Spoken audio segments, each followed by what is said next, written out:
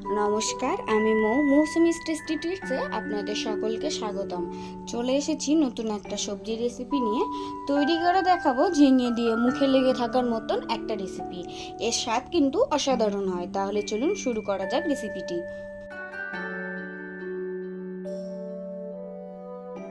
রেসিপিটি বানানোর জন্য এখানে আমি 1 কেজি ঝিঙে নিয়েছি। এবার ঝিঙেগুলোর খোসা ছাড়িয়ে রেখেছি। ঝিঙেগুলো মাঝখান থেকে কেটে নেব। একটু বড় সাইজের মাপ করে কেটে নিয়েছি। আমি ঝিঙেগুলো সম্পূর্ণ খোসা ছাড়িয়ে ব্যবহার করছি।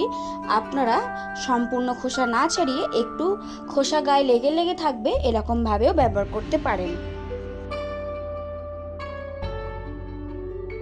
আর ঝিঙের সাথে নিয়েছি দুটো বড় সাইজের আলুর খোসা ছাড়িয়ে লম্বা লম্বিভাবে কেটে নেব। আপনারা আলুগুলো ডুমো ডুমো করে কেটে নিতে পারেন।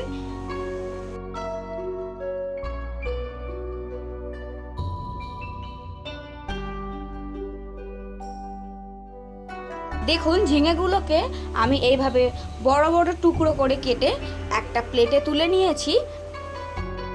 আর আলুগুলোকেও কেটে ভালো করে জল দিয়ে ধুয়ে একটা পাত্রে তুলে রেখেছি। এবার রেসিপিটি বানানোর জন্য কড়াইতে দিয়ে দেব 3 চামচ পরিমাণ সর্ষের তেল। আপনারা সর্ষের তেলের পরিবর্তে এখানে সাদা তেলও ব্যবহার করতে পারেন। সর্ষের তেল ব্যবহার করলে রান্নার স্বাদ কিন্তু একটু আলাদা রকম আসবে। সম্পূর্ণ তেলটা গরম হয়ে গেলে দুটো লঙ্কা তেলে দিয়ে দেব। লঙ্কাগুলো অতি অবশ্যই মাঝখান থেকে কেটে দেবেন।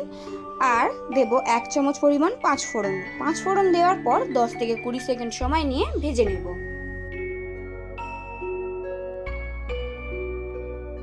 যখনই দেখবেন ফোড়ন থেকে সুন্দর একটা গন্ধ বেরোতে শুরু করবে, ঠিক তখনই কেটে রাখা আলুগুলো কড়াইতে ভাজতে দেব। এদিকে আলুগুলো ভাজা হতে থাকুক, ততক্ষণে ওইদিকে মিক্সিতে একটা পেস্ট বানিয়ে নেব। পেস্টটা বানানোর জন্য লাগছে চালমগজ, 3 থেকে 4টি কাঁচা লঙ্কা। চালমগজ আমি 20 মিনিট আগেই ভিজিয়ে রেখেছিলাম। এবার চালমগজ আর লঙ্কা দিয়ে আর 1 ইঞ্চি আদা দিয়ে একটা স্মুথ পেস্ট তৈরি করে নেব। দেখুন 60% মতন আলুগুলো কুক হয়ে গিয়েছে। এবার আলুর মধ্যে খোসা ছাড়িয়ে কেটে রাখা ঝিঙেগুলো দিয়ে ভাজতে থাকবো। এই সময় গ্যাসের ফ্লেমটা হাই রাখতে হবে, নাহলে ঝিঙে থেকে জল ছাড়তে শুরু করে দেবে। 4 থেকে 5 মিনিট ভাজার পর হাফ চামচ নুন ও হাফ চামচ হলুদ গুঁড়ো আর হাফ চামচ লঙ্কা গুঁড়ো দিয়ে আরও একবার মিশিয়ে নেব।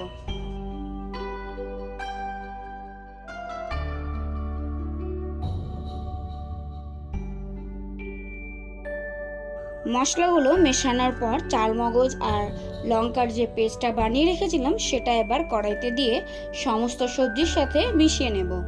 আপনারা চালমগজের জায়গায় কাজু বাদাম কিংবা পোস্ত ব্যবহার করতে পারেন।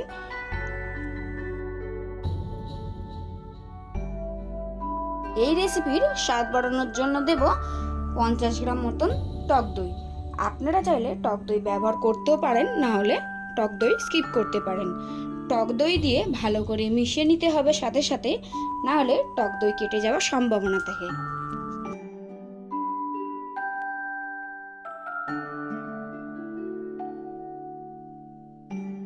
এবার অল্প একটু পরিমাণ চিনি ও কাশ্মীরি লঙ্কা গুঁড়ো ছড়িয়ে আরও একবার ভালো করে মিশিয়ে নেব।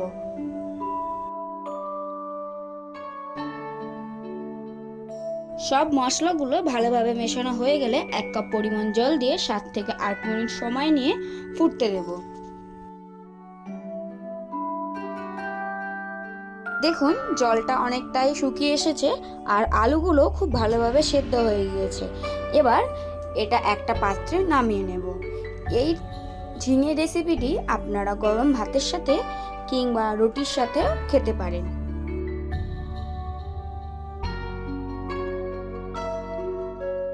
আমার আজকের এই ঝিঙের রেসিপি আপনাদের কেমন লাগলো সেটা অবশ্যই কমেন্ট করে জানাবেন। ভিডিওটি ভালো লাগলে অবশ্যই একটা লাইক করে দেবেন। আর আমার পরিবারে নতুন হলে চ্যানেলটি সাবস্ক্রাইব করে পাশে থাকা বেল আইকনটি অন করে রাখবেন, যাতে নতুন নতুন রেসিপি ভিডিও আপলোড করলে সেটা আপনাদের কাছে খুব দ্রুত পৌঁছে যায়।